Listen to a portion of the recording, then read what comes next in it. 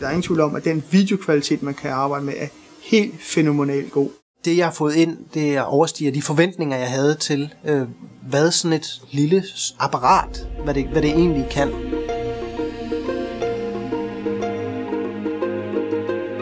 At filme med spejlbilledskamera, ja, altså nu kommer jeg fra stillbilledsiden, og derfor så er det at tænke i videobilleder en helt anderledes proces end tænke i stillbilleder. Og det er selvfølgelig noget, man som stillbilledfotograf skal lære at forholde sig til og finde ud af, hvordan det fungerer.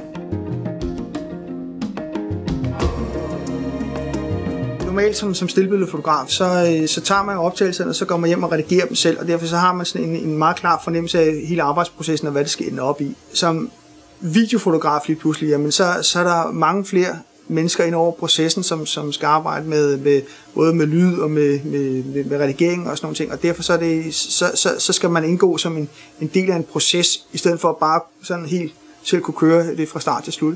Og det skal man nok lige finde ud af og vende sig til, og det kræver, at man har en god dialog med de mennesker, man skal arbejde sammen med, for at få det til at fungere.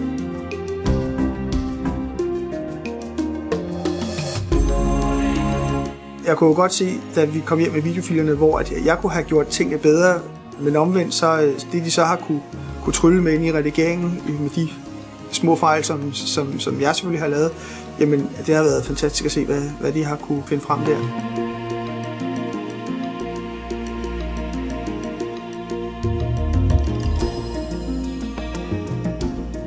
Den kvalitet video, som jeg har fået fra Canon 5D Mark II kameraet og Canon 7D kameraet, er helt fantastisk. Altså videoformatet som sådan, som kameraet optager i,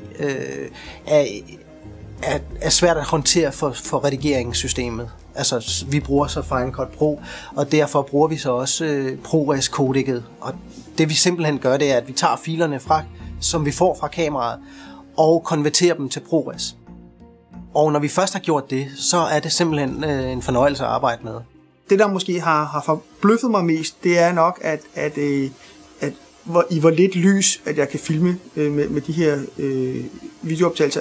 Specielt til, hvor Jesper var ude og skulle svømme. Altså, der var det virkelig så mørkt, så at det var faktisk ikke det var næsten ikke muligt at filme. Vi havde op på det, der hedder en ISO-værdi på 12.800 ISO, hvilket er ekstremt meget og med meget lysstærke optikker, og alligevel så kunne vi altså få et resultat, som kunne fungere.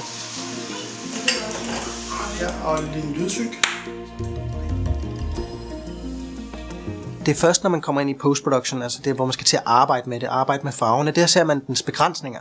Og derfor er det utrolig vigtigt, at når man er på optagelse, at man optager det så færdigt som overhovedet muligt. Så når man får det i redigeringen, at man ikke skal pille for meget med det. Og her handler det om, som fotograf, at blive rigtig god til at fotografere i JPG, fordi man skal i virkeligheden opfatte det at filme, som at fotografere i JPG. Og de fleste fotografer, de fotograferer jo i RAW, og så tager man sig af farver, og når man kommer hjem og kører lyset lidt op og ned, og det duer ikke med den her i samme. Altså den fleksibilitet ligger ikke i at filme med videokamera på den her måde. Der handler det altså om, at man får lavet optagelsen rigtigt første gang. Det er ret vigtigt.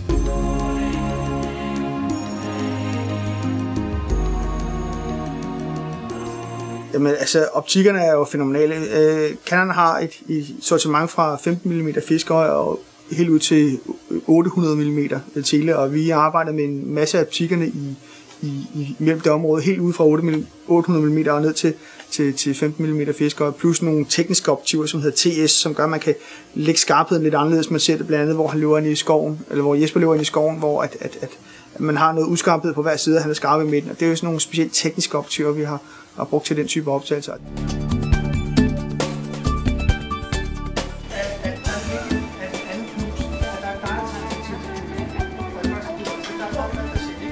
Men så at lave projekter, som går til et godt formål, det er selvfølgelig altid godt. Man bliver som regel stillet lidt fri og kreativt i forhold til den type projekter, derfor så kan man arbejde med nogle teknikker og nogle ting, hvor man ikke er så fastlåst. Lige det her projekt har vi fået rigtig mange muligheder. Vi har fået lov til at arbejde med kameraet og alle dens muligheder. Vi har også arbejdet med klipningen i det. Altså, hvad er muligt med kameraet med hensyn til slow og med hensyn til color grading. Det gør det både til et sjovt projekt at arbejde med rent fagligt og teknisk, men også selvfølgelig, at man får et resultat ud af det, som forhåbentlig kommer til gavn til en masse mennesker.